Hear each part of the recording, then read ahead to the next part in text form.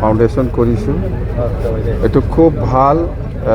আমি medical college হিচাপে যিটো থাকিব লাগিছিল আগত নাই, এতিয়া সেইটো আমি আজি ক্ৰিটিকেল কেয়াৰ ইউনিট যিটো আমি ফাউণ্ডেশ্যন কৰিছোঁ, খুব ভাল প্ৰজেক্ট সেইটো থাকিবই লাগিব মেডিকেল কলেজত। আৰু মেডিকেল কলেজে প্ৰিন্সিপাল হওক বা যিখিনি এডমিনিষ্ট্ৰেশ্যনত ষ্টাফসকল আছে, ইহঁতে কিছুমান আৰু এই মেডিকেল কলেজটো চলাবৰ কাৰণে কিছুমান আৰু ষ্টাফ বা ইনফ্ৰাষ্ট্ৰাকচাৰৰ প্ৰয়োজন ইছেঞ্চিয়েল আছে বুলি ইমিডিয়েট লাগে বুলি কৈছে।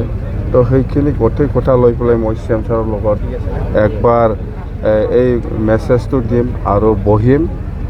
তো মেডিকেল কলেজ চলাবৰ কাৰণে কিছুমান আৰু ষ্টাফৰ প্ৰয়োজন বা কিছু আৰু সমস্যা আছে বুলি কৈছে, সেইটো মই শ্বেয়াৰ কৰিম CM ছাৰৰ লগত।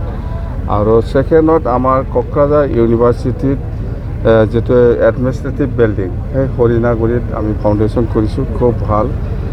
নতুন ইউনিভাৰ্চিটি হিচাপে এডমিনিষ্ট্ৰেটিভ বিল্ডিঙৰ প্ৰয়োজন আছে, সেইটো আমি আজি ফাউণ্ডেশ্যন কৰিছোঁ।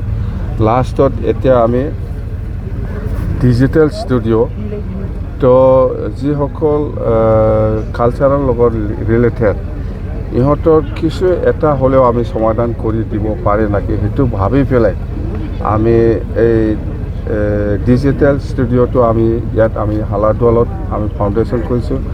প্ৰথমত আমি 10 কোটি আমি ফাৰ্ষ্ট কিবাটো দিছোঁ, আৰু সেইটো 10 কোটিটো চাফিচিয়েণ্ট নহয়, আমি জানো হয়তো 40 কোটি 50 কোটি বা 100 কোটি লাগিব পাৰে। লাহে লাহে আমি এইটো যিমান পাৰে এই 5 বছৰৰ ভিতৰত সেইটো আমি যদি কমপ্লিট কৰিব পাৰে, আমি 5 বছৰৰ ভিতৰত BTC গভৰ্ণমেণ্ট হিচাপে অকল 10 কোটি নহয় 50 কোটিলৈকে আমি ইনভেষ্টমেণ্ট কৰিব পাৰে, আৰু ইয়াতকৈ বেছিও হ'ব পাৰে। মুঠতে ভাল ষ্টুডিঅ' হ'ব লাগে, যিসকল কালচাৰ ৰিলেটেড বিভিন্ন জাতি জনগোষ্ঠীৰ লোকসকল আছে, সিহঁতে যাতে কলকাতা, গুৱাহাটী বা দিল্লী, মুম্বাইত যাব নালাগে। এই ফেচিলিটিবিলাক আমি গোটেই ফেচিলিটিবিলাক ৰাখিবৰ কাৰণে আমি ইয়াত এই প্ৰজেক্টটো কৰিছোঁ। অকল 10 কোটি দি নহয়, বহুত লাগিব পইচা।